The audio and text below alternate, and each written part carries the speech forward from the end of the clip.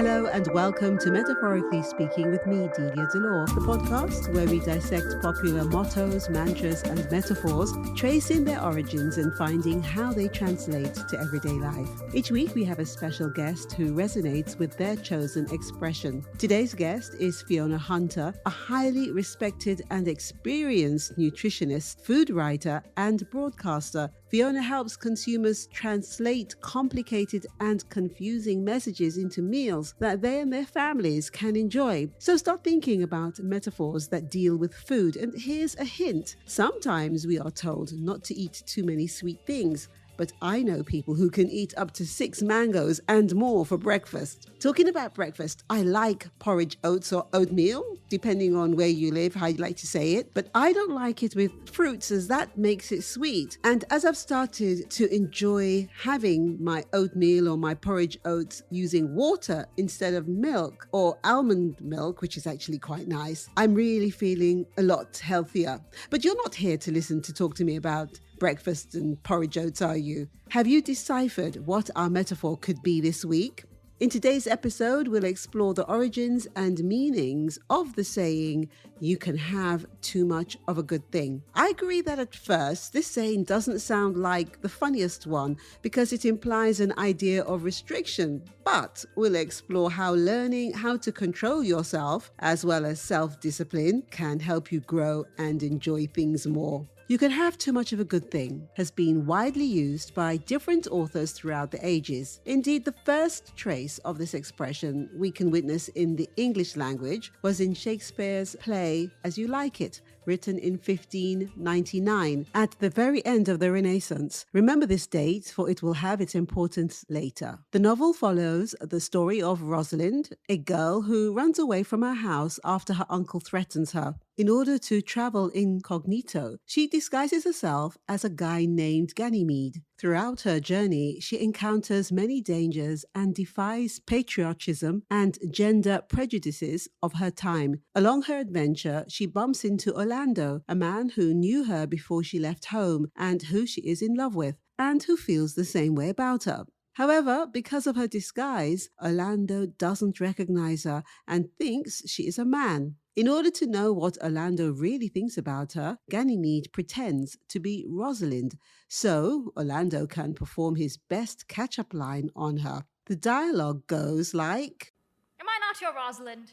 I take some joy to say that you are, because I would be speaking of her. "Well, then in her person, I say I will not have you." Well, then in my person, I die.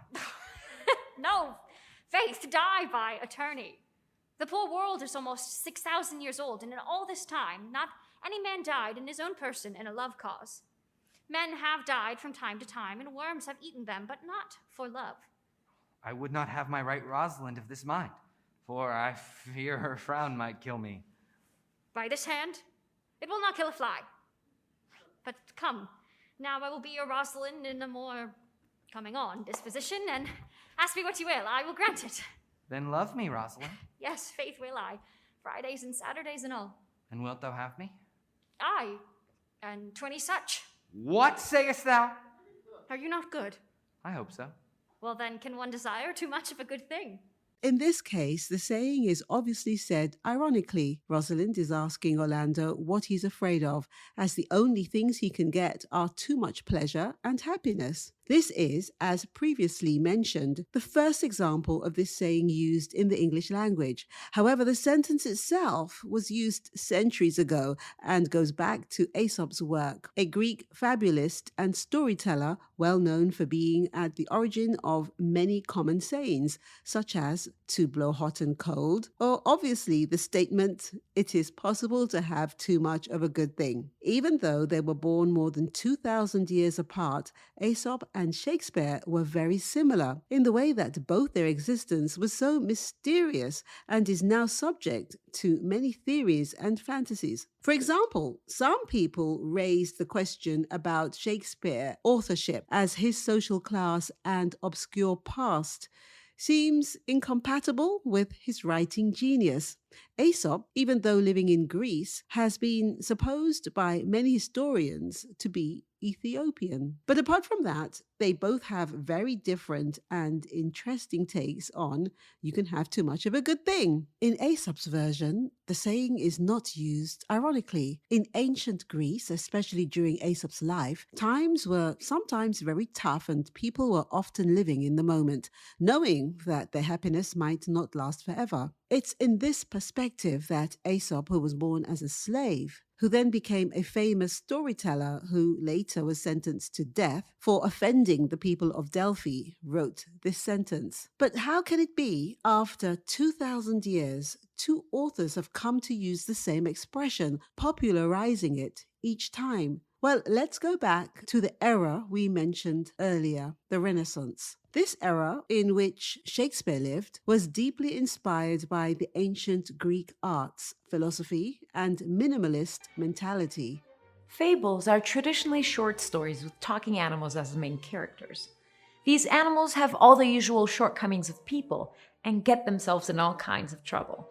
Fables typically carry a cautionary tone or convey a moral lesson, but the very nature of these stories, with amusing animals instead of people, makes them more palatable. They don't come across as scolding. People have been telling these kinds of stories forever.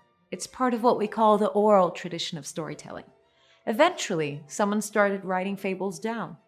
We've been reading them ever since. The most famous of these stories are Aesop's fables. These include The Tortoise and the Hare, a story with the moral, slow and steady wins the race.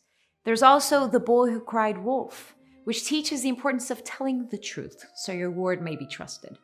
Many of our oldest truisms, like don't count your chickens before they're hatched, or look before you leap, come from Aesop's fables.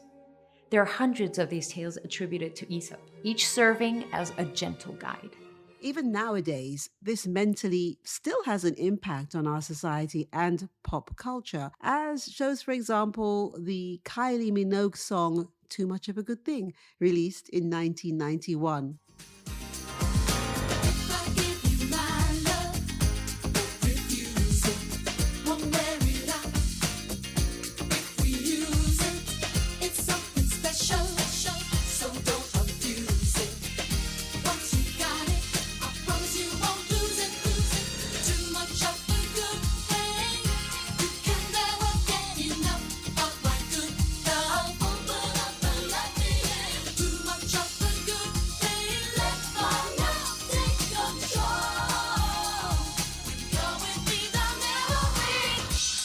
In today's episode, we're honored to welcome Fiona Hunter. Fiona began her career working as a dietitian for the NHS, and that's the National Health Service for people who are not familiar with the English term. For the last 17 years, she has worked as an independent nutrition consultant, writer, and a broadcaster.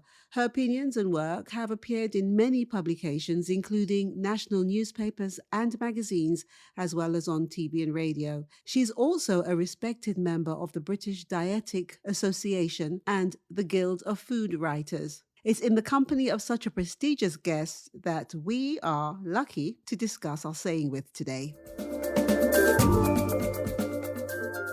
During the interview, we talk about food quite a lot, and some of it can be triggering for people suffering from eating disorders. This is a very important issue, so feel free to skip it to avoid any triggers. If you or anyone you know needs help battling this disorder, please contact your local GP or the national helpline beatingeatingdisorders.org.uk. Fiona, thank you so much for being on Metaphorically Speaking. Of course, when I read about you, I simply knew that I had to have you on the program because I'm guilty of eating all the wrong foods and knowing that they were wrong for me, and I just kept eating them. And I thought, I am more disciplined now, but I know there are lots of listeners who are in the same boat as me, and I thought perhaps you could try to encourage us to put us on the right path of healthier eating. I'll do my best, and thank you for inviting me.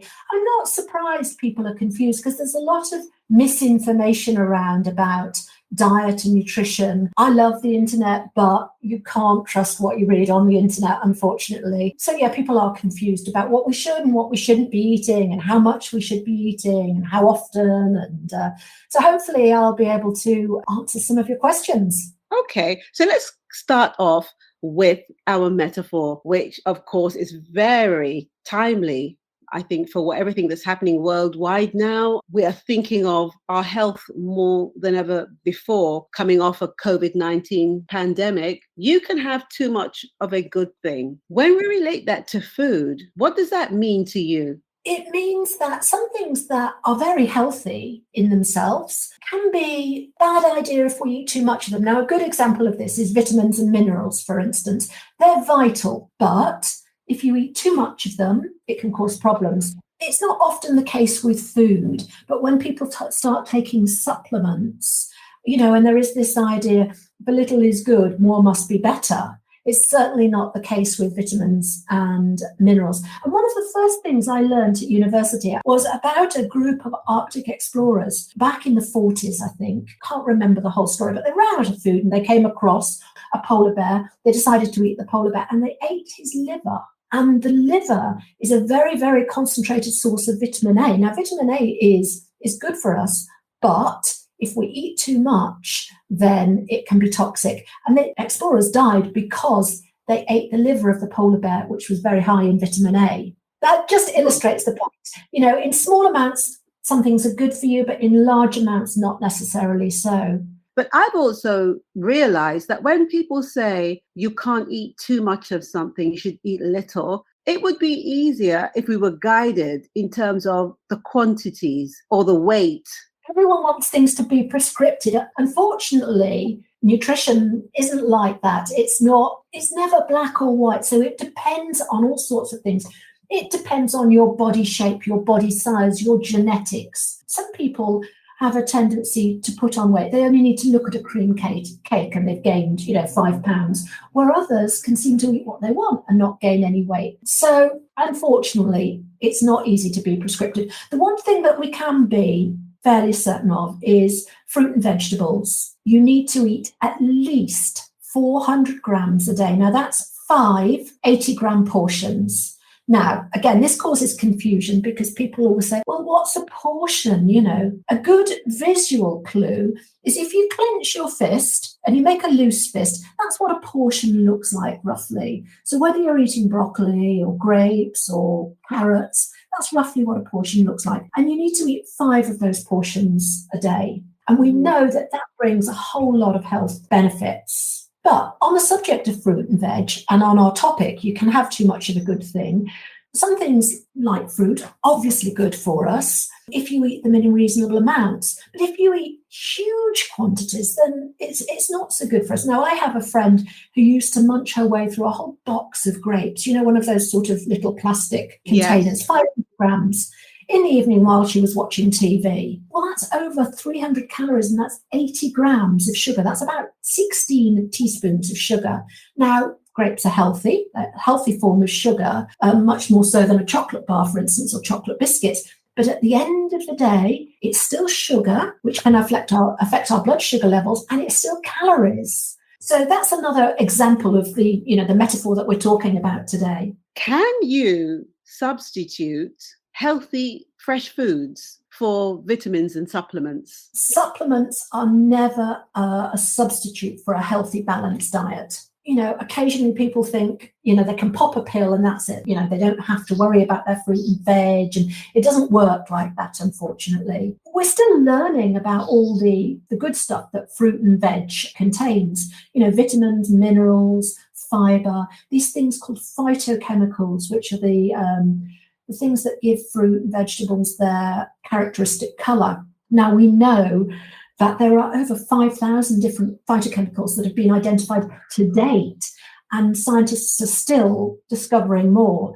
So that's why you can't get everything that you would get in a carrot in a pill. Life would be a bit boring, wouldn't it? Food is meant to be enjoyed. It should be one of the great pleasures in life. So, Delia, would you like to just pop a pill and think that you were done with food for the day? Oh, no, definitely not. No. I have to say that I was recently told about a specific diet, and that's because, like many, so they say, women, more women than men of my age, when we get to that kind of perimenopausal and postmenopausal times, our digestive systems go haywire. And sometimes foods that we ate when we were younger just cause havoc with our system. So I went on this diet called a FODMAP diet. I don't know whether you're familiar with that. I do know all about FODMAPs, yes. What do you think about FODMAP? Because a lot of people don't know about this diet. What do you think of it? FODMAPs are a type of carbohydrate that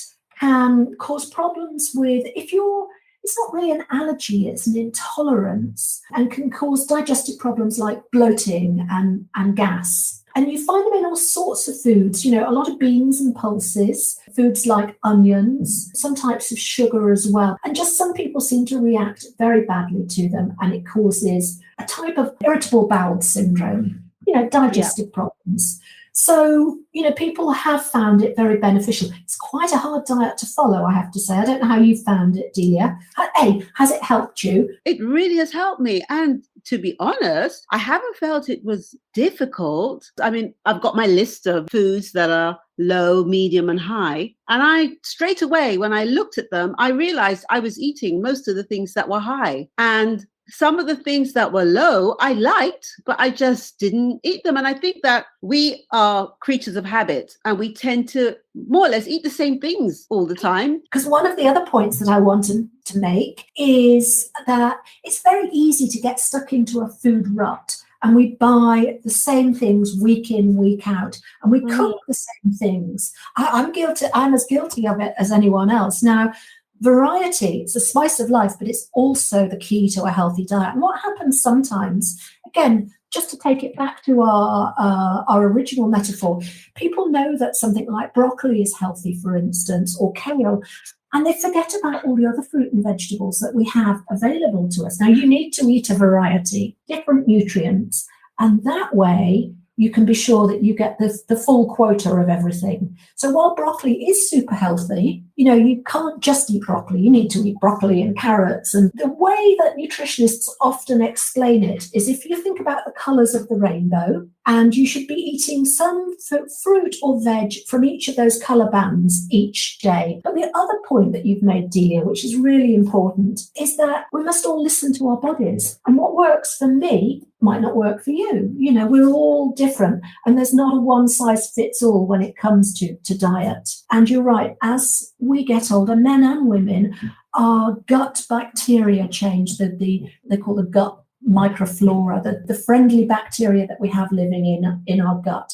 And that can cause all sorts of digestive problems. So you have to listen to your body. And, if something doesn't suit you, then there's no reason to eat it. That you can always find something else. Yeah, and I thought it was something that we should mention, because a lot of people don't realize that they think there's something wrong with them. They're not thinking it's the food that they're eating that's making them feel ill. Are in denial of that. With digestive problems, it for sure can be diet. Sometimes it can be the way that we're eating. We all tend to eat too quickly these days. No one's got enough time to sit down and eat properly. Well, actually, I live in France, and that's, people do take time to have meals. In France, a meal is eaten at a table with a knife and fork, and it's a little starter, a main course, and usually a dessert. But when I lived in London, everyone was rushing around all the time, and you'd see people eating on the tube.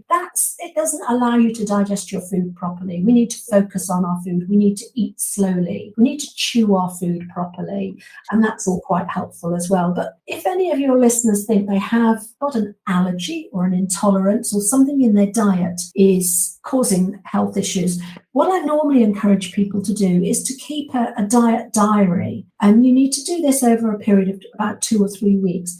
And you write down the time of day, how you're feeling, whether you're feeling happy, whether you're feeling sad, whether you're feeling stressed, who you're with, whether you're by yourself, whether you're with a friend, what you ate and how you feel. Then you can look back at that diary, and you can hopefully identify a trigger that, every time I've eaten onions, or every time I've eaten leeks, I've felt bloated, and I spent longer on the loo than I wanted to. So you don't automatically make those connections unless you see it on paper. Does that make sense? Oh, definitely. And listeners, it's not because Fiona is the voice of reason and experience that you should say, okay, then that's what you say.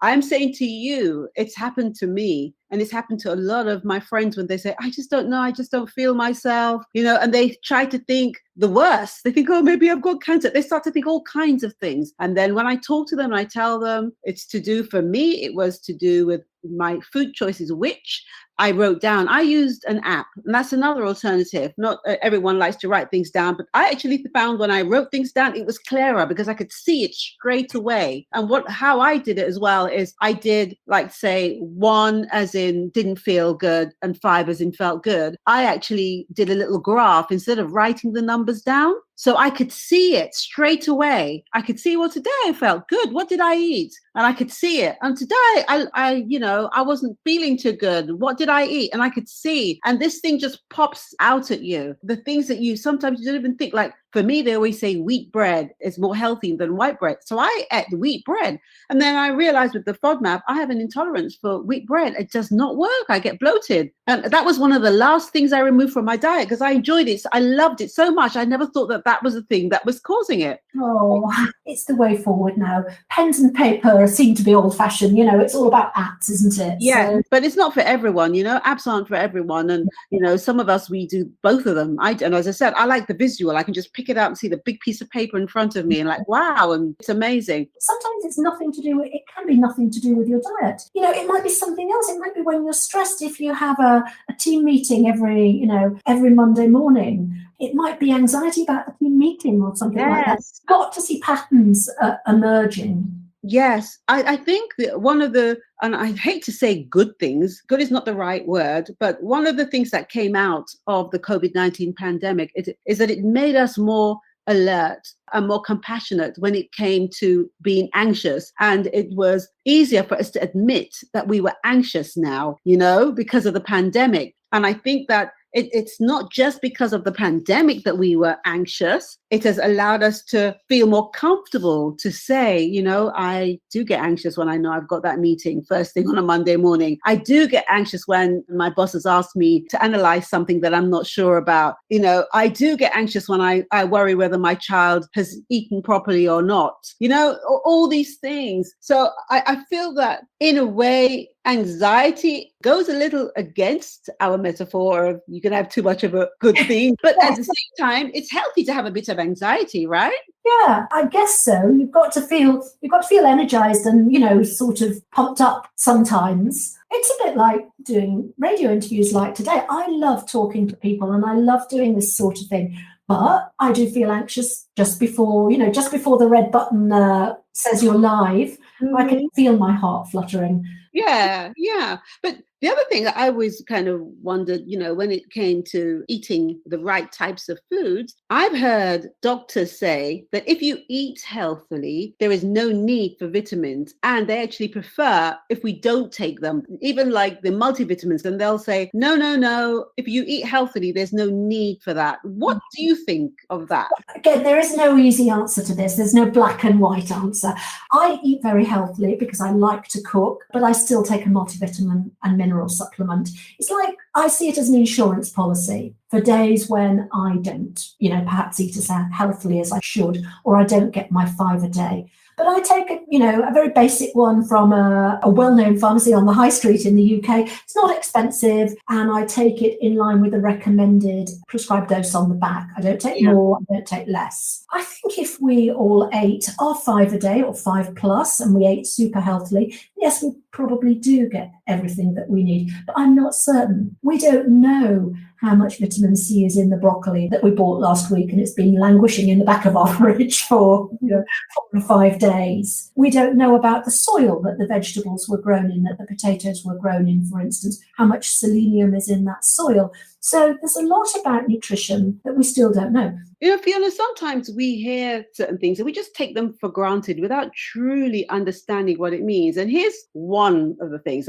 Someone might say, oh, Delia, you're being ignorant here, but I don't understand. Okay, we are all from different cultural backgrounds. And because of that, some of us are susceptible to different types of diseases and food habits. Why is that the case? Oh, it's a good question. I mean, I absolutely agree with you. And it goes back to what I was saying earlier about there's not a one size fits all. So, for instance, people from Afro-Caribbean backgrounds and Asian backgrounds often don't do very well with dairy, with milk products, because they lack an enzyme called lactase, which allows you to digest milk, because milk isn't a big part of the diet for adults in Asia, for instance. So lactase is a use it or lose it enzyme. So if you're not having a lot of dairy products in your diet, you lose the ability to digest. That's called lactose intolerance. And about a third of the population are lactose intolerant.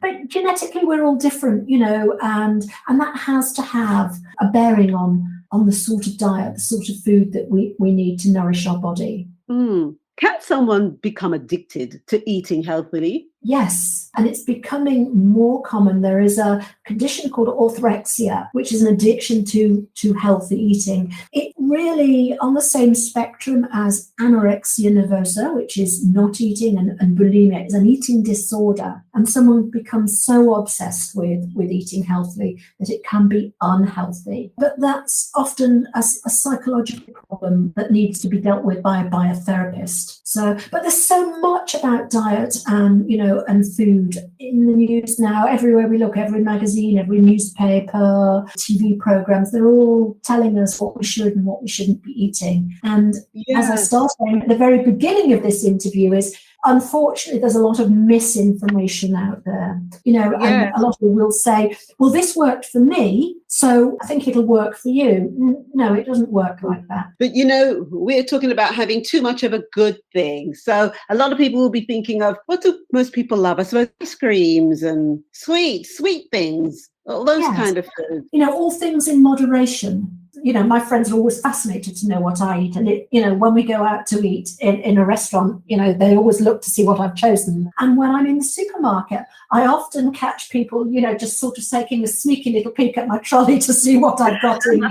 And I eat everything. I mean, I love chocolate. I like ice cream. I love crisps. I could eat my own body weight in crisps in a nanosecond. So the way that I deal with it, because I also have very little willpower. So if those things are in the house, I will eat them when I'm feeling a bit, blah. Usually in the afternoons when I'm a bit tired, if there were biscuits, if there was chocolate, if that sort of stuff was in the house, I would eat it. Oh, that's sad.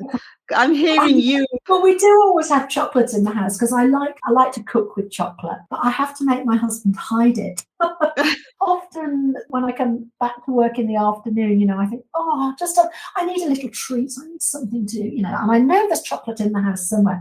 So, I do have my sort of guilty pleasures, but it's much easier if they're not for me, if they're not in the house, or if you do have them because other family members, maybe you've got kids or, don't keep them on display. There was a nice piece of research done where they took office workers and they gave them a jar of sweets and they monitored how many sweets that they ate. And the first week, it was an opaque jar, so they couldn't really see what was in the jar. The next week, same jar of sweets, but it was a clear glass jar, so they could see the sweets. And they ate twice as many on a week when they could see the sweets. So the same thing happens with a biscuit tin, for instance. If you have a biscuit tin or something like that, hide it away, because the chances are when you get into the kitchen, you think, oh, biscuit, that would be nice. Yeah.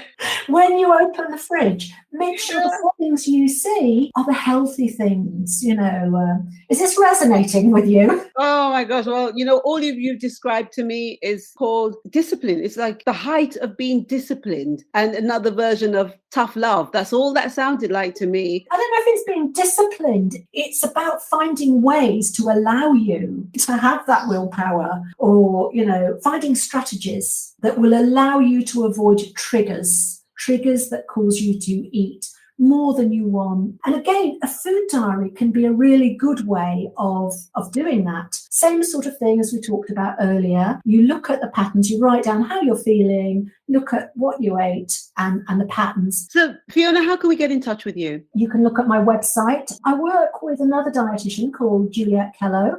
So the address for the website is hunterkellonutrition.com. That's HUNTERKELLOW nutrition. hunterkellonutrition.com. Lovely. Well, thank you. I've had a whale of a time just asking you all these sporadic questions that I'm thinking, I know my friends have asked me these things, or we've just had discussions and we don't really know if what we're saying is the truth or not. But I think the bottom line is, as you say, you have to just be mindful and know that what works for you won't necessarily work for someone else. But it is proven that, especially when it comes to food, if you want to feel better, you can have too much of a good thing. It's not something that's a long term that's better. So thank you for all the explanations, quite as clear as day. Thank you for inviting me. I've really enjoyed it. And the other metaphor that we could talk about at some point is you are what you eat.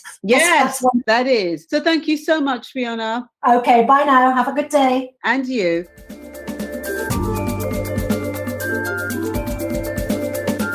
Thank you so much, Fiona, for such a professional and helpful insight. We should enjoy good things, but definitely within limits. Let's now return to our sayings, in which we'll explore furthermore this notion of limitation. One of the reasons you can have too much of a good thing is also so popular today is because we as a society are also getting tired of overconsumption and instant gratification. Since the middle of the 20th century, most of the world has been increasingly more capitalist throughout the years, even if this system brought some good things and was the only opponent to communism during the Cold War. It also carries a bunch of negative aspects we now want to get rid of. Destroying the environment through overproduction, destroying wildlife, accelerating global warming and creating food droughts, or sometimes destroying our own lives with food addictions leading to obesity and other eating disorders, or even social media addiction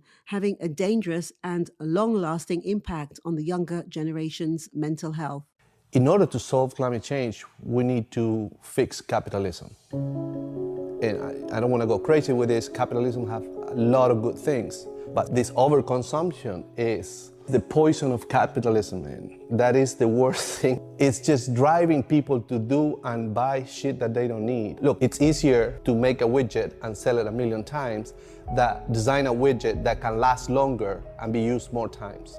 You growing up and being able to buy what you want or what you need is a problem that happens only in developed societies. Again, the US, 4% of the population, but about 16% of the global emissions.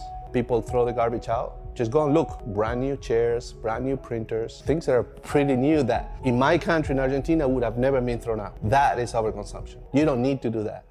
But again, I don't blame the consumer per se. I think the companies are overproducing and pushing products that people really don't need because they need to sell, they need to grow, they need to push the bottom line. Everything they have obligations to their shareholders, and that's the driving factor. So consumers have limited choices. Even if they want to do the right thing, they can only do as good as the options they have in front of us. So I think the greater responsibility lies on the companies that are creating those products that consumers buy. After decades of taking pride in achieving the highest level of comfort and security we have reached in human history, people are now realizing that a good thing never comes without consequences. Cheap meat comes with animal cruelty and its quality endangering our health.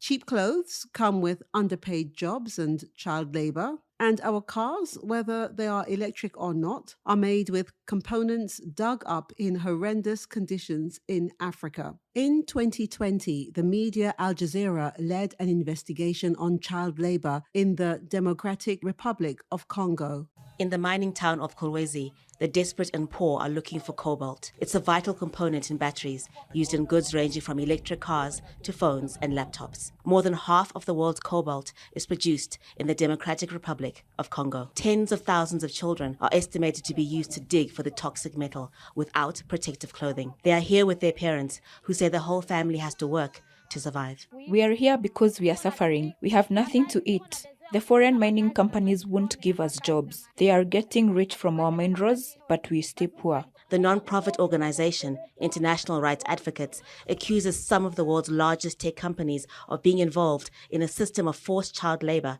in DR Congo. The group says some children have died mining cobalt and others have been seriously injured.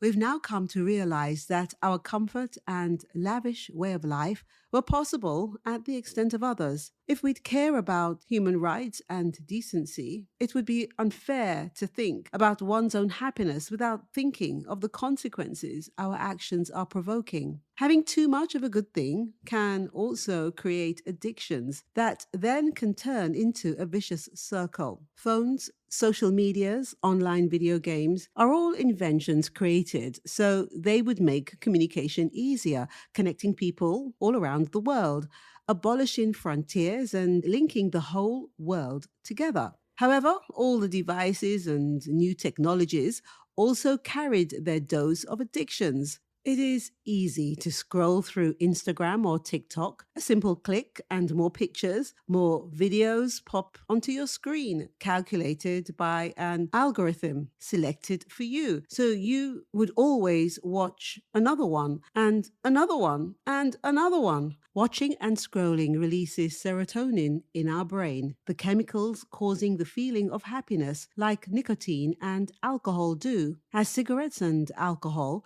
social medias are a way to escape, to relax, to stop thinking about all the issues and difficulties surrounding us. These artificial paradises can seem reassuring at first, but are self-consuming, preventing us from thinking too much, and therefore how to resolve a situation or escape one's condition. Samia Khanna, a psychology student at the University of British Columbia, recently presented a TED Talk on the subject. We've all been there, sitting alone in your room trying to magically absorb the term's readings in one night. Your midterm is tomorrow, and you told yourself no more Instagram until chapter 9 is done, but you're only 3/4 done chapter 7, and you're on Instagram again. Whoa, everyone else must be so smart. I mean, how are they on top of their stuff? Don't they have to study too? But then again, you haven't gone to class in a week thinking it'd be more productive for you to stay home and look over your readings yourself, which you would have done if you hadn't spent that whole time catching up on season 5 of Scandal. Definitely worth it. Except now you're kind of regretting that, seeing everyone else who clearly didn't waste their time. So you tell yourself, okay, I know what I have to do now. You sit up straight, decide to focus, and spend one more hour going through all your social media feeds. How are you back here again? Well, we are the social media generation. According to findings from the Pew Research Institute, social media usage has increased by about 1,000% in the past 8 years for the ages 18 to 29. 98% of college-age students use social media, so basically all of us. And on average, we spend about 2 hours a day on these sites. So it's no surprise we find ourselves on these sites over and over again. We're hooked. Marketing professionals spend millions of dollars luring us to use these sites and keeping us on there. They know how to get us to go on these sites and continue going on them. They know what updates to use, like going from favorites and stars on Twitter to now hearts and likes. And they see which ones are successful or not. So what can we do if we can't have too much of a good thing? Should we just live in sadness, being miserable and blaming ourselves if we ever feel happy? No, far from that. Having too much of a good thing is not enjoying something, it's making an excessive use of something. Our life needs to be balanced. Yes, we sometimes need to work hard to go through different painful steps in order to reach our goals, but it is okay to relax. We're not machines, we're human. It is okay to need a rest. It is okay to have weaknesses. Everybody does. We must avoid to wallow in idleness. We must be ambitious to become the best version of ourselves, but we cannot be perfect, as our imperfections are what make us human. It is what makes us unique. You can have too much of a good thing is such an important saying nowadays because it goes against the principle of instant gratification technology provides today. It is easier to have a laid-back life, but one must learn how to work, focus, and challenge themselves in order to evolve, to progress, and eventually to be happy. It is not a bad thing to have nice things. We all deserve to relax. We all have a guilty pleasure, but it is also important to learn self-discipline, to take time to have fun, but also to work. As the French TV presenter Mouloud Ancre once said, one day I learned that I had to work a lot in order to have a little bit of fun. Thanks for listening to this episode of Metaphorically Speaking. I hope you enjoyed it and maybe learned something new.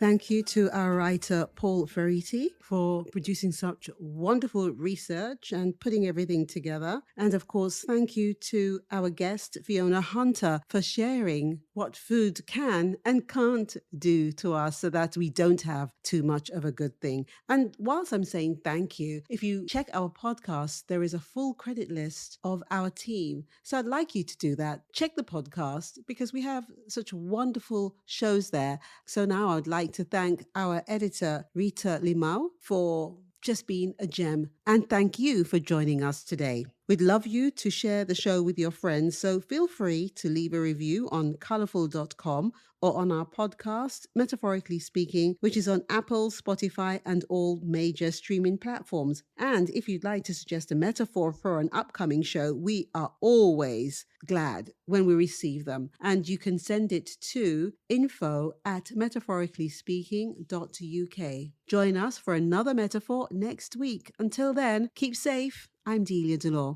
Goodbye.